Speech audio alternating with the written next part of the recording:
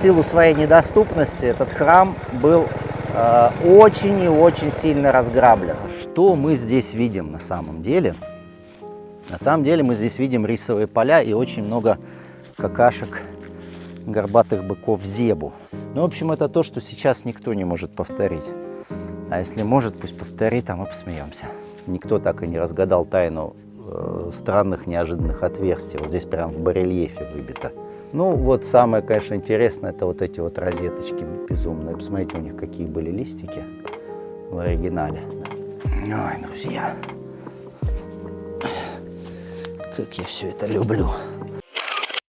Чтобы попасть в этот храм Бантей-Том, куда мы сейчас направляемся, нужно вот с этой вот дороги свернуть на вот такую совершенно неприметную тропинку, которая просто идет вдоль домов.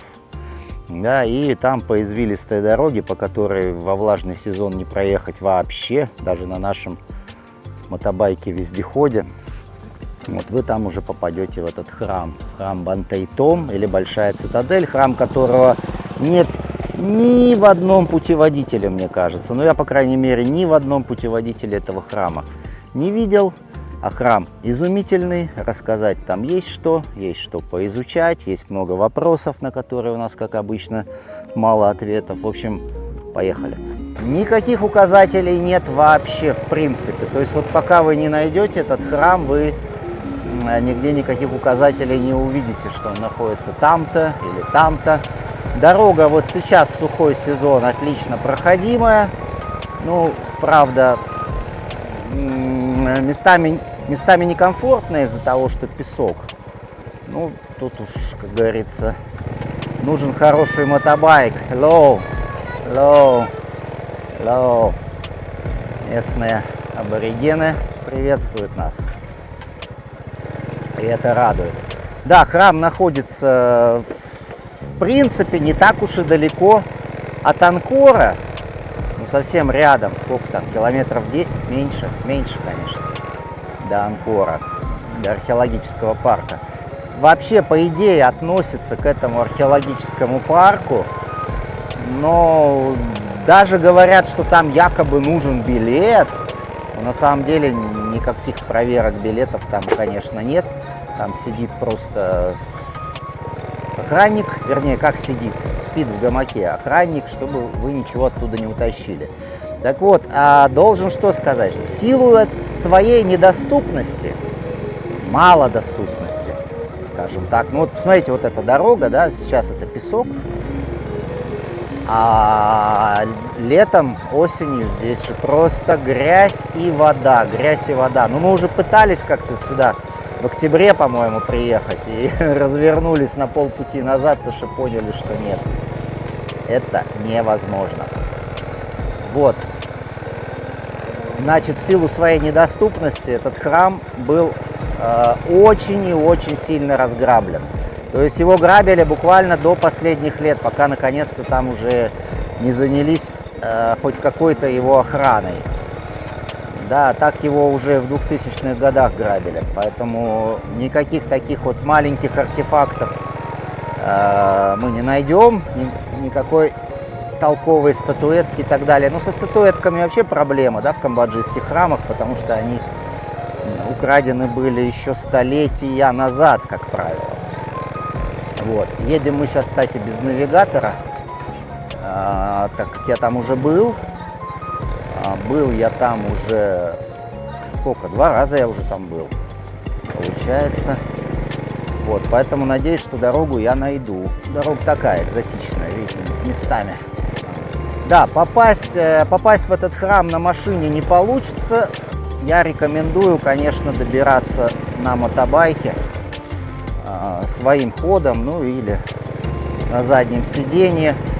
Да, друзья, если у вас вдруг возникнет желание приехать в Камбоджу и посетить вот эти все отдаленные храмы, то можете связаться со мной по почте друг Аркадий @yandex.ru. Вот, и мы с вами обязательно что-нибудь придумаем. Если вы умеете водить мотобайк, это хорошо, тогда мы просто вам арендуем необходимый транспорт. подберем хороший, качественный, чтобы везде проехал. Вот. Если не умеете, то, ну, если вы один, то я могу вас отвезти на заднем сиденье мотобайка своего. Потрясающие тут виды, конечно, рисовые поля, красота. Вот, ну мы уже почти приехали. Мне кажется. Кстати, вот во всех вот этих вот кустах, которые мы видим, да, здесь тоже могут таиться храмы. Местные жители, конечно, не будут раскапывать под рисовое поле какие-либо руины. Да и, собственно, кто им позволит, да. Поэтому, если вы видите много-много рисовых полей, а посередине какая-то рощица, да, то эта рощица, скорее всего, осторожно, Яна чуть не упала. Тут, да, местами экзотично ехать. Вот. Если вы видите какую-то рощицу, то эта рощица, как правило, скрывает под собой руины какого-то храма. А мы уже практически подъехали. Вот это, очевидно, бывший ров. Посмотрите, углубление почти незаметное, но по структуре похоже, что вот это как раз бывший ров. И вот, смотрите, прямо мы уже утыкаемся во внешнюю ограду большой цитадели. Так называется этот изумительный храм. Действительно большой по территории. Ну, сейчас вы сами все увидите. Да, вот такой у нас замечательный забор из латерита. Скорее всего, недораскопанный.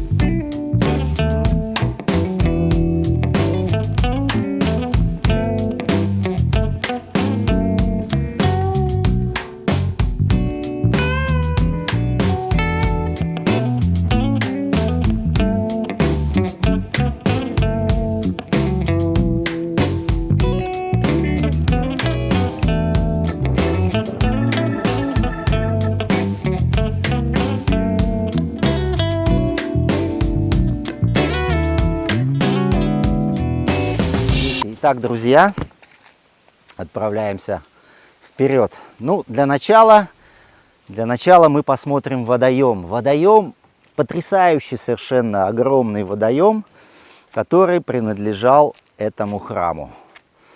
Пойдемте же посмотрим, что там от него осталось. Ну, нет, сначала давайте посмотрим на табличку. Что у нас написано на табличке? А на табличке у нас написано Бантейтом Темпл. Поздний 12 век. Восточный вход. Поздний 12 век. Так ли это или нет? Ну, будем смотреть, да. Будем изучать. Вот там человек все-таки есть. Все-таки кто-то здесь следит за порядком. На самом деле этот храм безбожно был ограблен на протяжении веков и в 20 веке. Сюда добирались вандалы и грабители. В общем, история этого храма довольно-таки печальная. Вот, а что мы здесь видим на самом деле? На самом деле мы здесь видим рисовые поля и очень много какашек горбатых быков зебу, которые здесь пасутся. И запах такой деревенский стоит, прям очень мощный. Кстати, сегодня что-то я ни одной коровы не вижу. Почему? Не знаю. Как и у любого, ну не у любого, как у многих значимых, а может быть даже и незначимых, но тут мы можем только гадать, храмов, обязательно был огромный бассейн. То есть мало того, что у каждого храма был бассейн непосредственно на территории, то есть как в виде отдельных бассейнов или же в виде рва, который окружал этот храм Бантейтом, конечно же, не исключение, да? Но к этому храму прилагался еще и приличный бассейн. Сейчас попытаюсь вспомнить, по-моему, 350 на 180 метров. Ну, если я не прав, то вот тут вот я сейчас напишу вам, какого он размера на самом деле. Вот, то есть довольно-таки приличный, согласитесь, бассейн. Вот сейчас как раз мы поднимаемся вверх и подойдем к углублению. А, вот там и коровы, кстати. Все туда убежали, все убежали в бассейн. Ну как коровы, да, это горбатый бык зебу. Обычные коровы здесь как-то не выживают в этом климате, наверное. Вот он, посмотрите. То, что сейчас просто выглядит как поле, на самом деле является бассейном. Давайте чуть спустимся вниз. Да, тут все усыпано коровами. Потрясающе. Ну, я чувствую себя как где-то в деревне у бабушки в детстве. Ну и, как вы видите, везде есть возвышение. Да, то есть это был такой вот прямоугольный бассейн. Но надо вам сказать, что во влажный сезон здесь есть вода. Да, то есть это только вот сейчас в сухой сезон все пересохшее. И трава, видите, немножко зеленая, да, такая зеленоватая, именно потому что в почве довольно-таки много влаги, и трава полностью здесь не высыхает. Вот, то есть зачем нужны были вот эти гигантские бассейны при храмах?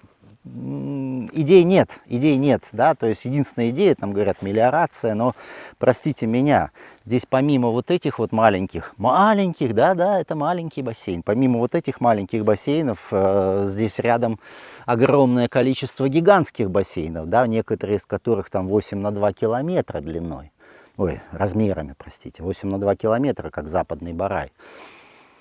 Зачем же еще при вот этих вот храмах создавать тоже довольно-таки приличного размера бассейны? Но на самом деле никаких версий нет. Вот. Ну что ж, давайте вернемся к храму. Так, а тут я не стал бы ходить. Дело в том, что Камбоджа очень сильно заминирована, да, и поэтому лучше избегать зарослей, ходить либо по тропинкам, ну, либо вот по рисовым полям, которые уже 100 раз были возделаны. Поэтому вряд ли там может быть мина. Но на самом деле никто в Камбодже от этого не застрахован, да, хочу вас предупредить, что количество инцидентов, связанных с минами, не падает. А в 2024 году даже выросло более чем на 50%. Так что все это нужно воспринимать серьезно. Сейчас мы находимся со стороны восточного входа. Восточный вход у нас, как правило, всегда главный вход в храм. Храм ли это, да, мы, конечно, не знаем. Здесь, как видите, все обычно покрыто барельефами. Вот это у нас тело Нага. Тело Нага, голова его, по-моему, тут вообще нигде не сохранилась.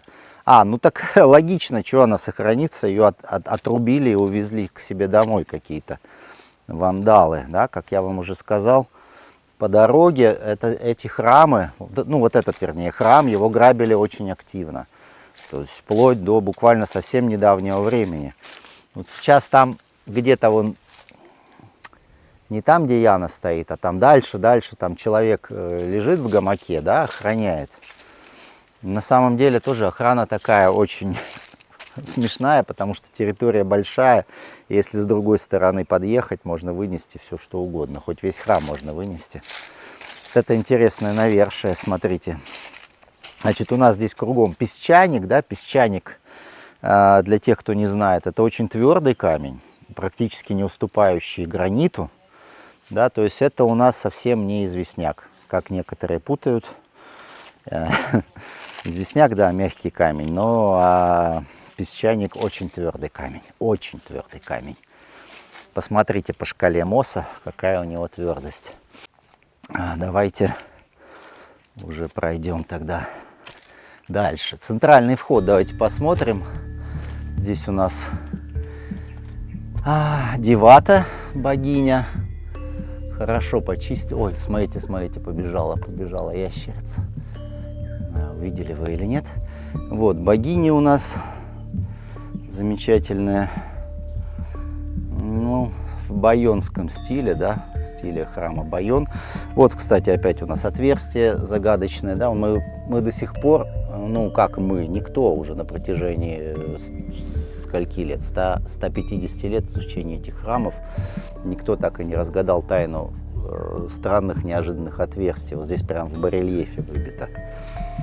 Да. Ну, есть глупая версия такая, псевдонаучная, вот, о том, что эти отверстия были нужны для переноски блоков. Ну, вы везде это прочитаете, эту сумасшедшую версию, которая, конечно, не может быть верной. Конечно, она никак не может быть верной. Вот там, видите, тоже три отверстия в колонне. Непонятно зачем, да? А так мы их видим повсеместно, вот эти вот отверстия, и до сих пор никто так и не понял смысла их предназначения. Но то, что они наносились уже после постройки зданий, это однозначно, да, потому что иначе барельефы не были бы ими пробиты. Так. Ну, это у нас входной павильон, да, входная гапура в этот храм. Далее у нас идет стена из латерита, внешняя стена из латерита. И здесь у нас сразу возникает вопрос, а изначально эта стена из латерита была установлена или все-таки это уже более поздняя пристройка? Чтобы ответить на этот вопрос, подойдем к этому зданию, к этой гапуре и посмотрим, как стена соединяется с зданием. Ну, в принципе, друзья, я вам так скажу, вот эти нижние камни, да, вот это эти камни, которые примыкают к стене, они действительно никак не обработаны. И действительно стена не упирается ни в один орнамент. То есть, скорее всего, вот эта внешняя стена, возможно, да, она планировалась вместе с этим зданием. Ну, тут мы ничего не можем сказать. Вообще, вот когда мы видим такую кардинальную разницу в материалах, в использованных материалах, да, мы уже должны начать сомневаться, а одного ли это времени? Одного ли времени эта постройка? Ну, я не знаю. Дело в том, что тут, возможно, уже что-то подложили реставраторы, да, какие-то камни сложили друг на друга. Из-за этого нам уже сейчас сложно сказать, что, где и как. Вот. А отсутствующие элементы в некоторых нишах — это изображение Будды в Камбодже в XIV веке, очевидно. Ну, мы никогда не можем дать точных датировок, да, это все от лукавого, когда люди точные датировки употребляют относительно Камбоджи, все от лукавого. В XIV веке, судя по всему, происходило замещение религии, то есть взамен буддизма пришел индуизм в очередной раз, и все изображения Будды были при этом уничтожены. И этот храм был не исключением. Да? Но, судя по всему, здесь раньше был огромный населенный пункт, который примыкал непосредственно к Анкору, либо был его районом. Ну, Анкор, город Анкор, да, это был беспрецедентного размера населенный пункт, где проживало, ну, в какое время, вы спросите, примерно 12 век, давайте вот так ориентироваться. Как считается, время расцвета Анкорской империи – это 12 век. Так вот, проживало 2 миллиона человек. Ну вот представьте себе, 2 миллиона человек. Таких городов не существовало на земном шаре до буквально недавнего времени. Вот типичная кладка в Камбодже, да, консольная кладка. То есть арочных конструкций в Камбодже не было никогда, нигде, ни одной. По какой причине, мы тоже не знаем. Так, мы все еще тусим возле входного павильона, представляете? Все еще тусим возле входного павильона. Вот опять уничтоженные Будды. Вот они в нишах находились. Здесь было изображение Будды, его тоже уничтожили. В общем, хорошо поработали товарищи индуисты. Вот этот архитектурный элемент, приспущенные гардины, нас относит к концу XII-XIII векам, скажем так. Вот это вот совершенно точно работа французских реставраторов, потому что использован тупо бетон, ну, какой-то раствор, там, не знаю, бетонного свойства. Да, вот это вот изумительная реставрация, когда ничего нового не добавлялось, как сейчас. Остатки красной краски. Кстати, это у нас единственный цвет, который сохранился в Анкоре. Сохранился в Анкоре, потому что красная краска на основе минералов сделана. Да, и поэтому она единственная, которая сохранилась. Остальные все были из органических материалов, и они разложились со временем. Что у нас здесь со стеной? Давайте снова выйдем и проверим. Ага. Вот. А здесь-то, ребят, уже... А здесь у нас стена упирается прямо в фальшивую дверь. Здесь у нас стена упирается прямо в фальшивую дверь. Я к чему вот это вот все? Почему я тут так застрял надолго в этом странном месте, в этом входном павильоне? Потому что, по моим ощущениям, все-таки стены – это более поздние пристройки.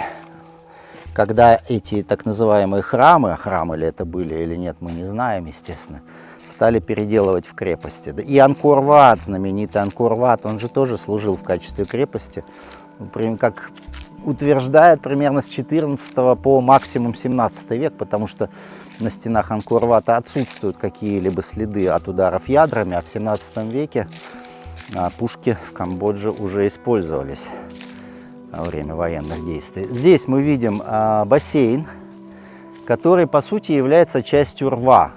Здесь интересный ров вокруг этого комплекса, он в виде подковы. В виде подковы. Вот посмотрите на картинку. Да, довольно-таки странное расположение рва. Да, то есть нельзя подумать, что этот ров был использован в качестве защитной меры, как вот многие утверждают, да, что рвы для того, чтобы защищаться. Но ров в виде подковы вряд ли способен кого-то от чего-то защитить. То есть вода нужна была для каких-то других целей. Ну и так, вот через вот этот вот изумительный павильон, входной павильон, мы попадаем в первое ограждение, да, внешнее ограждение. Здесь находилась еще крестообразная какая-то платформа, тоже типичный элемент кхмерской архитектуры. Ну, кстати, вот не обратили внимания на вот эту колонну. Да, все блоки относительно небольшие, ну хотя большие все-таки, да. Это я уж просто привык к каким-то более гигантским блокам. Ну вот колонна, посмотрите, она ведь сделана из цельного куска камня. Из цельного куска камня, и она гораздо больше, чем любой из вот этих вот блоков каменных. Да? То есть у них не было проблем в обращении с большими блоками. Просто, ну, в этом храме использовали не такие большие. Могли бы и больше использовать, я уверен, да, просто вот здесь они решили так. Видите, мусор тут убирают, тут люди с метлами специально обученные присутствуют. Деревья тоже срезают. О, какой красивый лев, посмотрите. Посмотрите, качество, конечно, обработки, шлифовочка. Все просто супер. Очень красивый лев был когда-то. Ну, нога, да, льва. Нога льва. А вот замки-то, вот, наконец-то я. Вот, смотрите, что я имею в виду под замками. Но это еще довольно грубый замок, бывает гораздо тоньше. То есть на противоположном куске камня, да, там замок зеркальный. И вот они кладутся друг на друга без всяких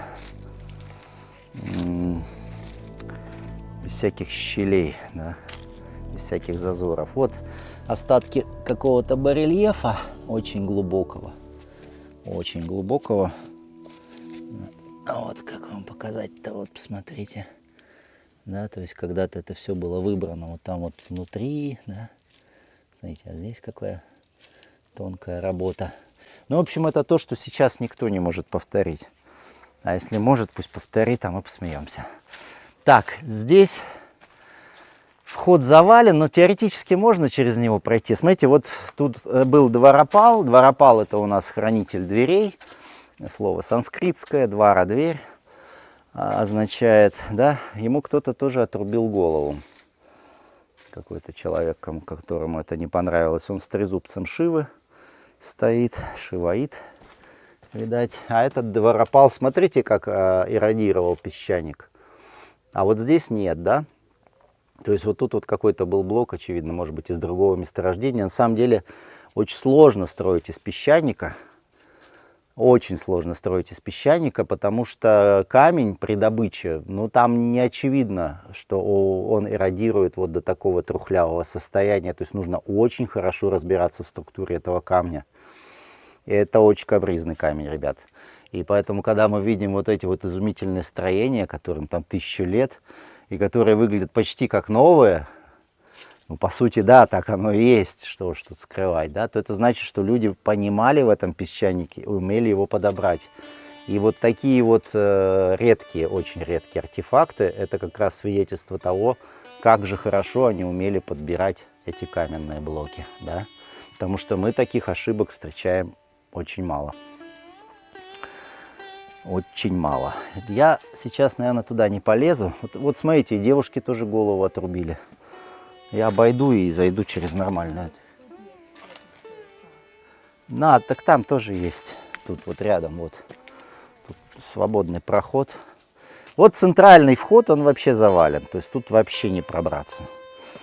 Как это все разваливалось, да, мы толком не знаем. Вариантов есть масса. От намеренных разрушений до корней деревьев, да. А здесь, кстати, Дворопал целый, как видите. Никто ему голову не срубил. Да, корни деревьев разрушают храмы, но еще и технологии строительства.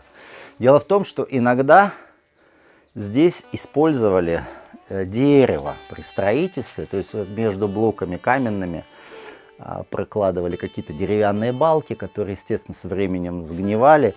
И вот мы во внутреннем дворе. И башня, скажем, превращалась просто в груду камней. То есть такие мы тоже знаем варианты. Это, например, храм Чао Сай Тевода. Вот он был построен по такому принципу. И, в общем-то, потом он просто превратился в кучу камней. Так, солнышко зашло. Солнышко зашло. Итак, здесь внутренний двор. Ну, с чего же нам начать? Все такое вкусное. Все такое вкусное. Давайте начнем с библиотеки. Вот это здание у нас библиотека. Да, библиотека, те, кто смотрит наш канал, тот знает, что это не были библиотеки, что это здание неизвестного предназначения, но французы в свое время назвали их так, потому что они вообще не знали, как их назвать. Сначала предположили, что это библиотеки, да, а потом так уж повелось. Кстати, тут, конечно, недораскопано. Смотрите, окно на уровне пола. Интересно. Вот. С другой стороны, мы видим здесь плиты, которые как будто бы должны были формировать пол, но не факт, да. То есть, по сути, вот сейчас мы тут видим только землю. Ну, как правило, да, как правило, все эти башни стоят на постаментах, и, как правило, если мы видим 3 башни в ряд, да, 3 башни в ряд, то они, как правило, должны располагаться на едином постаменте, а никакого постамента мы не видим, да, то есть мы предполагаем, что здесь еще метр или 2 нужно копать. Ну, об этом свидетельствуют и каменные блоки, да, которые повсеместно торчат из земли. Вот библиотека. Здесь, как всегда, гигантские опять блоки каменные, которые формировали в том числе и коробку дверную. Вот. Как тут качество обработки дверной коробки? Сложно оценить. Может быть и ужасное. Может быть и ужасное. У нас же как? У нас, да, до середины 12 века все прекрасно, а после середины 12 века все ужасно. И никакие ученые не дают ответа на этот вопрос. Откуда такое катастрофическое падение уровня технологий? А оно действительно катастрофическое. Так, ну ладно, раз уж мы подошли сюда, к этой стене, то давайте же посмотрим, как изумительно эта стена упирается прямо в барельеф. То есть, ну тут уже никаких загадок нет, мы совершенно точно со стопроцентной уверенностью говорим, что вот эта вот галерея, а это не просто стена, это галерея, мы туда еще заглянем, что вот эта галерея была пристроена гораздо позже, потому что ну, никто не стал бы выбивать барельеф, а потом упирать в него стену. Вообще, давайте сразу с датировками. У нас храмы датированы по каким-то косвенным признакам. То есть основное — это хорошо, если нашли надпись на каменной стеле. Это уже чудесно. И второе — это по барельефам, по украшениям. Да, то есть такие методы, которые, в общем-то, ничего не говорят нам. То есть вполне возможно, что все эти постройки были возведены давным-давно, когда мы не знаем, а потом уже сюда пришли люди и сделали из них здание религиозного культа, потом пришли другие люди и сделали вообще из этих зданий крепость. То есть мы все это видим. Ну что ж, с чего бы начать? Давайте начнем с южной башни. То есть башни у нас выстроены по оси север-юг. Да, вот там северная, центральная, южная башня. Там у нас восток, главный вход с востока. Здесь опять же у нас библиотека. Давайте заглянем внутрь вот этой вот южной башни. Что мы тут увидим? Так, первое, что мы тут видим, это надпись на старокхмерском языке. Смотрите. Вот она. Не буду вас мучить, сразу скажу, что это просто имя какого-то члена королевской семьи с его титулом. Ну, в общем, ничего необычного. Так. Ух ты, как тут все засыпано-то мощно. Посмотрите, это все глина. Вот, это все глина, ребят. Вот сейчас туда я попытаюсь пролезть. Что довольно-таки сложно. Тоже все внутри засыпано глиной. Тоже все внутри засыпано глиной. Что же тут можно увидеть? О! Мы видим здесь некое углубление. То есть тут, понятно, рылись грабители храмов. И вот постамент, который они откинули. Постамент тоже, естественно, изготовлен из песчаника. Сейчас здесь уже растет какой-то куст. Ну, вот так вот он решил вырасти прямо здесь. Вот. А пересобирали ли это реставраторы, сейчас сказать сложно. Ну, скорее нет, чем да. Можно здесь по стене посмотреть, если здесь где-нибудь раствор. Это не раствор. Это всякий тут песок, который скапливается. Да нет, вот эту стену, скорее всего, не пересобирали. В принципе, особой работы реставраторов я здесь не вижу. Ну, судя по заносу, да, который они даже не до конца вычистили. Какие хорошие блоки. Прям красота. Мощь. С помощью какого инструмента, интересно, это все было? Ну, скажем так, отшлифовано. Ну, не отполировано, но очень гладкая поверхность. Думаю, вы даже по звуку можете понять, да? Такая прям атласная поверхность, как говорят. А здесь... Ой, чуть спину не сломал, вылезая. Здесь у нас оконный проем сделан довольно-таки примитивным образом, да, не довольно-таки, а просто примитивным образом. Здесь вот эта вот часть оконного проема, посмотрите, блоки установили, но не срезали. Мы уже знаем, ну кто не знает, тут сейчас узнает, что древние строители здесь в Камбодже, они сначала устанавливали блоки, а потом срезали с них все лишнее. Вот, а здесь не срезали все лишнее, потому что это не эрозия, да, это действительно отсутствие обработки. Ну и вот замечательные балясины, которые всегда у нас изумительного качества. Вот смотрите, вот мы здесь сейчас сидим в этой башне, да, и разглядываем балясины. Балясины безупречные, вы можете не искать там никаких ошибок, они всегда безупречны, выполнены на каком-то древнем токарном станке. Теперь давайте я вам покажу Нам говорят, что все это построено в одно время, да? Построено, и барельефы сделаны все в одно время. Вот, вы увидели балясину. Сейчас давайте мы подойдем к другому месту. Ну, вот еще балясины покажу по пути. Вот они, безупречные совершенно балясины. Да, со следами токарного резца. В общем, и всего такого. Сейчас вот сюда подойдем и вот эту вот корявую работу увидим. То есть они нам хотят сказать, что это делали одни и те же люди.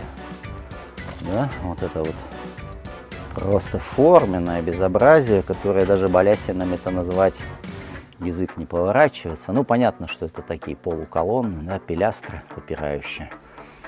Но, тем не менее, ужаснейшего качества, ровно как и обработка, собственно, дверной коробки. При этом про барельефы я такого сказать не могу. Барельефы потрясающие. Ну, замыленные, конечно, уже. Ну, поверьте мне, человеку, который видел их уже тысячи, это действительно когда-то была прекрасная работа. В общем, вы поняли, да, что вот эти вот балясины, они как-то немножко напрягают, вернее, сильно напрягают. Вот это, кстати, у нас кусочек нага. А как он сюда попал? То есть тут, очевидно, тоже была какая-то балюстрада с нагами. Ну, иначе не принесли же его сюда. То есть здесь, ну, понятно, вы уже поняли, да, метр, а то и два, как минимум, нужно копать вглубь, чтобы дойти до пола, какой бы он тут ни был, ну, не знаю. Так, здесь наверху вот тоже, видите, тоже когда-то был Будда, и его уничтожили. А внизу молящиеся женщины. Нет, это не молящиеся женщины, это деваты. Деваты, те самые, которые в огромном количестве у нас в Ангкор-Вате. Ну и не только в Ангкор-Вате, и в других храмах. Вот тут, смотрите, не пройдем мимо остатков барельефа. Вот он.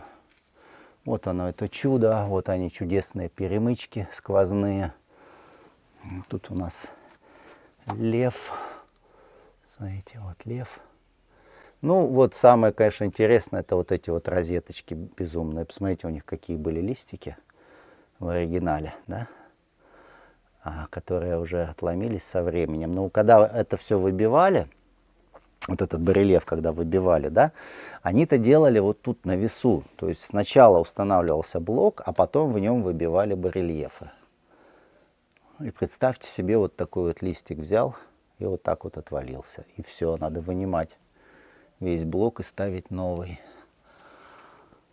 То есть если бы они обладали теми технологиями, которыми обладаем мы сейчас, они бы никогда так не делали. Да? Они бы сначала сделали барельеф на земле, а потом установили его.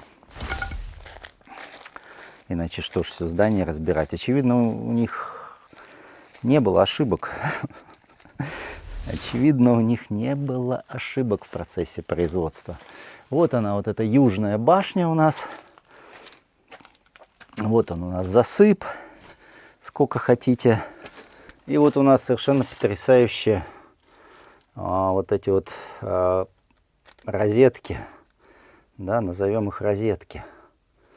Удивительно. Вот что бы это могло значить? Вот пишите в комментариях ваши мысли. Вот это вот самый такой стандартный узор в камбоджийских храмах. То ли языки пламени, то ли растительный орнамент. Никто не может сказать, как фальшивая дверь, кстати, у нас поживает.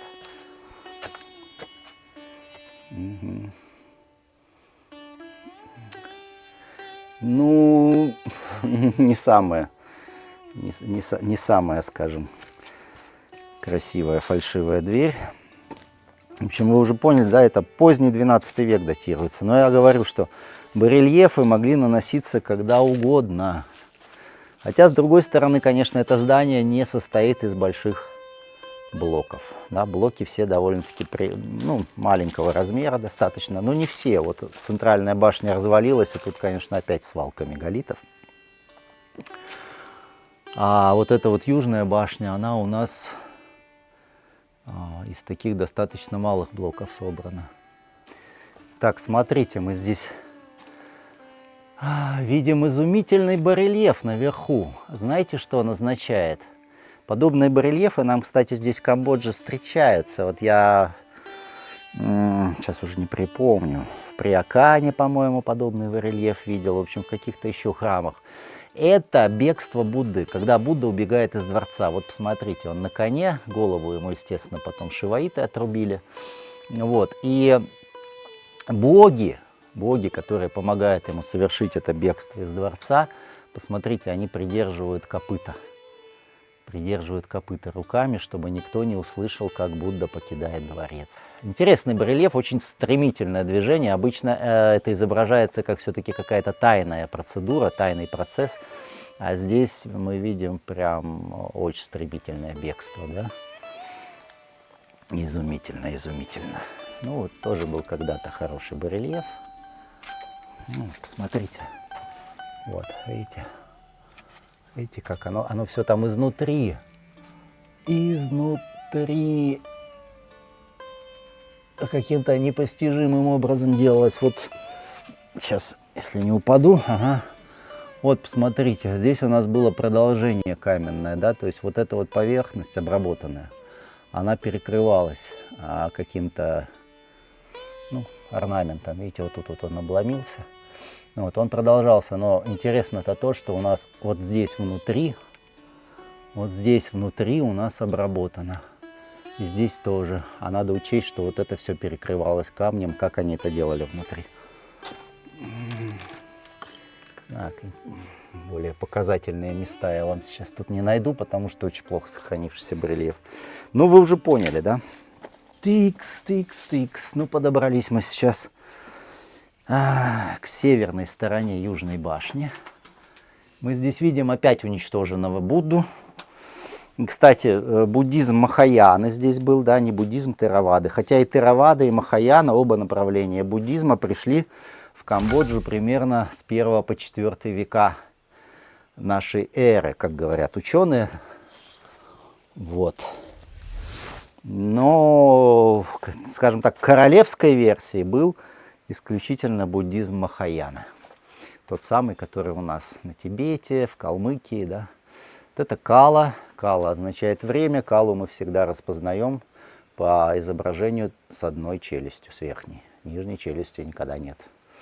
Тут опять у нас Будда и опять изумительная розетка. Я не знаю, мне кажется, я тут ни одной целой розетки не найду в этом храме, чтобы вам показать. Вот опять отверстие в барельефе, да? Отверстие для переноски, как нам рассказывают. Единственное, знаете что, для переноски, ну опять же, я с трудом себе представляю, как вот такой вот огромный блок, вот он, видите, размер у него, еще там в глубину уходит. Вот, можно перенести с помощью вот такой вот маленькой дырки, тут буквально 3 сантиметра глубиной. Что вы сюда воткнете, чтобы вот эта палка из этого материала могла бы приподнять вот этот блок? Конечно, ничего у вас не получится, слишком маленькая дырочка. Что так выбито, прям выбито. Вот, то есть явно эти дырки выбивались с какими-то другими целями, может быть, с какими-то ритуальными целями. Это у нас птички с такими характерными клювами.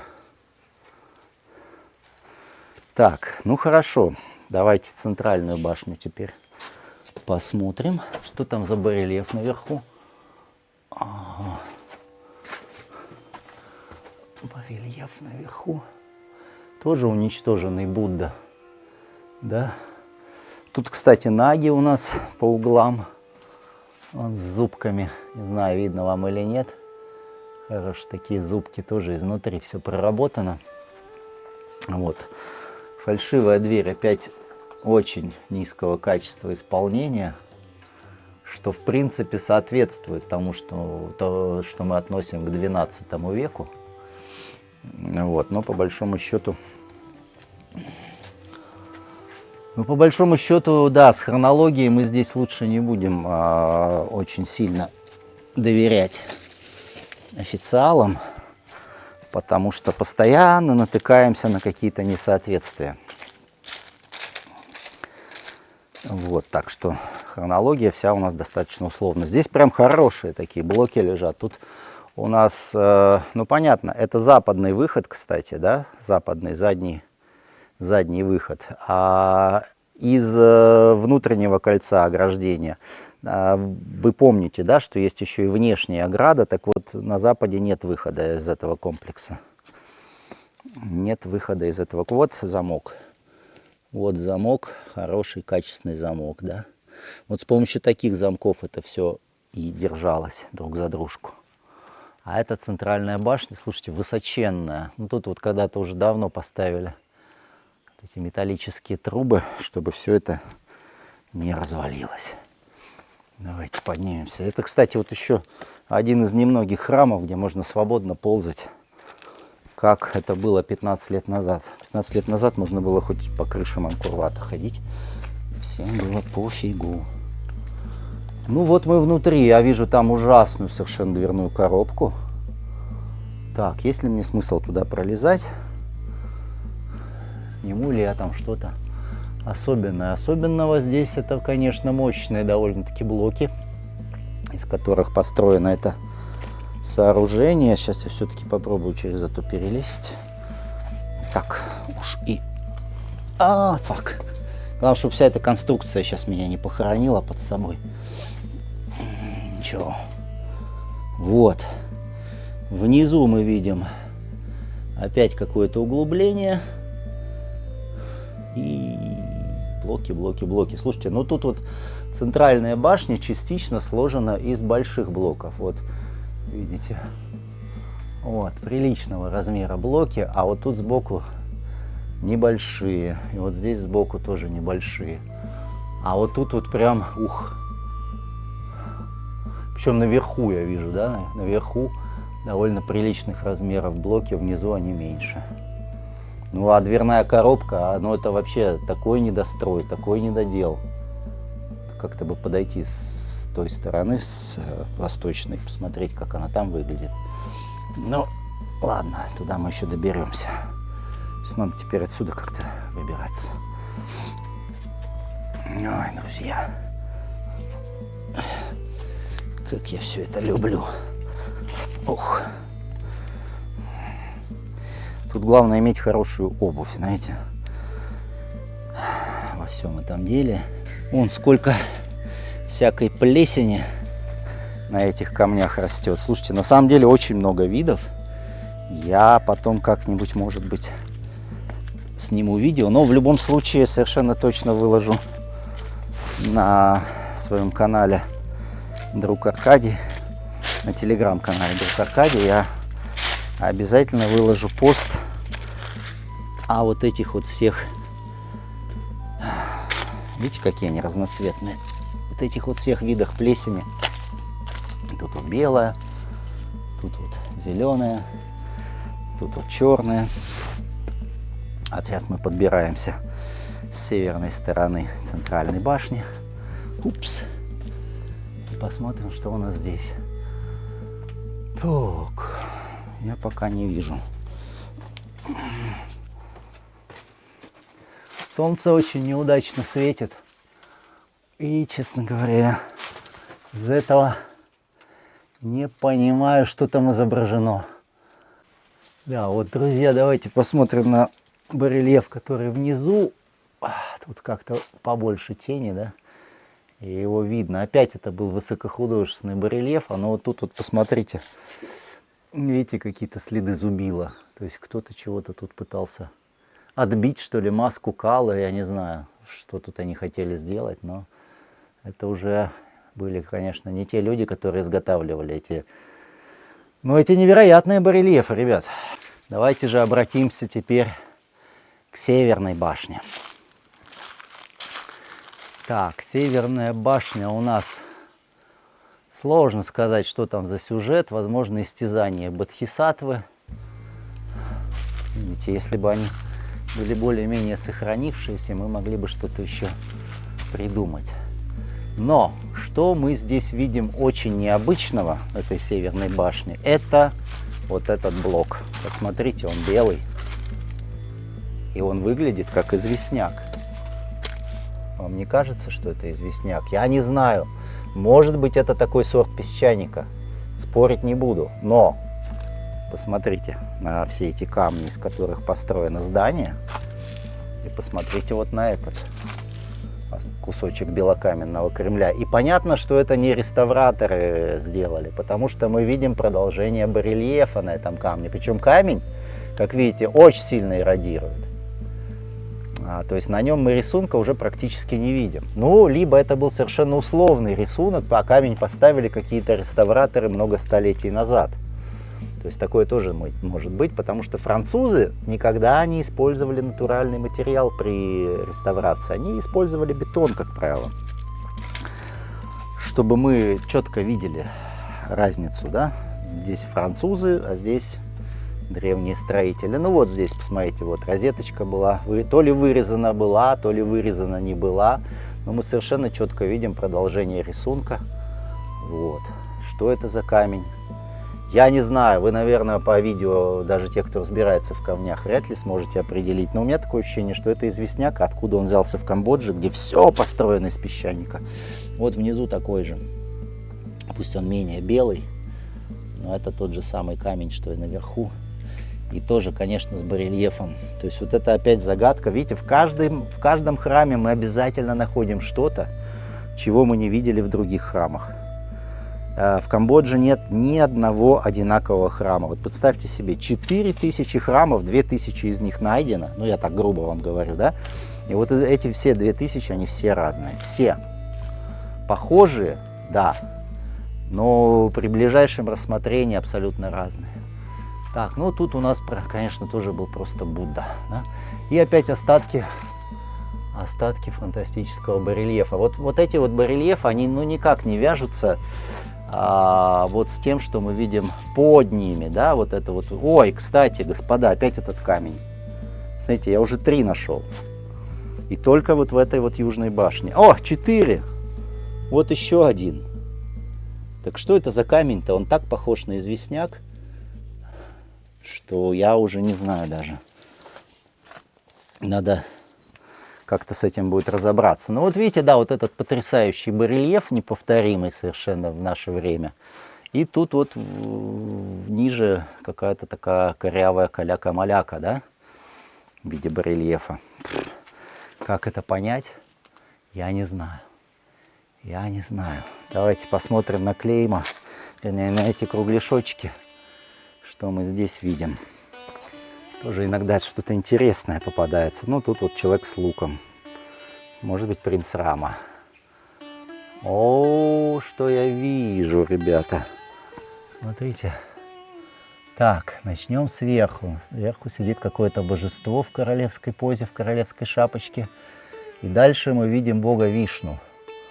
У него, судя по всему, вот эта митра. У него 4 руки. И он сидит на городе. Так, а вот это, ребята, вот этот связанный товарищ, это ведь никто иной, как Анирудха. Это известная легенда про Анирудху. В Бхагавата-Пуране он встречается, этот персонаж. Вот, Анирудха, он был вообще внуком Кришны. Да, вот тут мы как раз видим Вишну, да, Кришна это у нас аватар Вишну, то есть тут вайшнавская история у нас рассказывается на этом углу. Так, что у нас есть еще на этой изумительной южной башне? Давайте, может быть, мы что-то еще найдем. Что-нибудь еще найдем, может быть. Так, ну здесь мы уже были, здесь в клеймах, в общем, я никаких историй больше не вижу, да. У нас опять здесь, скорее всего, языки пламени. Ну и опять изумительная балясина. И тут мы видим опять заложенный оконный проем, что, естественно, произошло, скорее всего, в гораздо более позднее время. Но, как мы знаем, в XIV веке примерно было очень сильное похолодание, в результате которого холодно было и здесь, в Юго-Восточной Азии. И мы находим очень много храмов, у которых заложены оконные проемы. Ну, вот тут вот кирпичом. Давайте попробуем посмотреть. Ага, очень мало раствора использовалось здесь. А это говорит нам о том, что кирпичи-то древние, что вот этой кладке тоже, возможно, уже, ну, чуть меньше лет, чем самому храму. Вот зеленый барельеф, посмотрите, как красиво. Это не краска, нет, это вот плесень местная. А вот посмотрите, как красиво все это сделано. Да, хоть оно все и обломанное, но вы можете себе представить. Давайте внутрь зайдем. Внутри у нас тут опять грабители пытались чего-то найти. Ну, наверное, нашли. Я так полагаю. Вот. И вот здесь была Йони. Ну и вот это тоже совершенно безобразная постройка, как вы видите. То есть вы поняли, да, мы видим вот это вот безобразие, и мы видим какие-то потрясающие там колонны, балясины, я уже молчу об рельефах. И все это в одной постройке. То есть понятное дело, что строилось это все на протяжении столетий. Да, а не одноразово. Ну и мы уже поняли, что вот эта вот галерея, которая представляет из себя стену, да, что вот эта вот галерея была пристроена позже, то есть ее изначально не планировалось. То есть здесь стояли вот эти 3 башни, был вот этот вот входной павильон, были библиотеки, но галереи не было. Мы, кстати, в нее до сих пор не заглянули. Давайте же заглянем. Это интересное здание, которое не раскопано. Да, вот нам приходится наклоняться, чтобы сюда попасть. Вот она. Вот она, эта таинственная галерея. Окружает территорию, на которой находятся эти 3 башни, но при этом не имеет никаких окон, вообще каких-либо отверстий наружу. Да, то есть все оконные проемы, все двери, или тут нет оконных? Нет, оконные есть, да, вот там окно, вот эта дверь. Они все у нас, о господи, ну и засыпище. По глине иду, вообще жесть. Эти проемы, они у нас все на внутреннюю сторону выходят. Башня, видите. Давайте еще пройдем, посмотрим, что тут есть. Так, здесь у нас кто-то просто камушки положил перед окном. Я вот не могу понять, а вот это что за следы? Посмотрите, вот эти вот следы, они по всей поверхности глина. Что там может быть? Кто-нибудь знает? Кто-нибудь может нам подсказать? Давайте мне обратную связь, друзья. Пишите, что вы об этом думаете. Вот.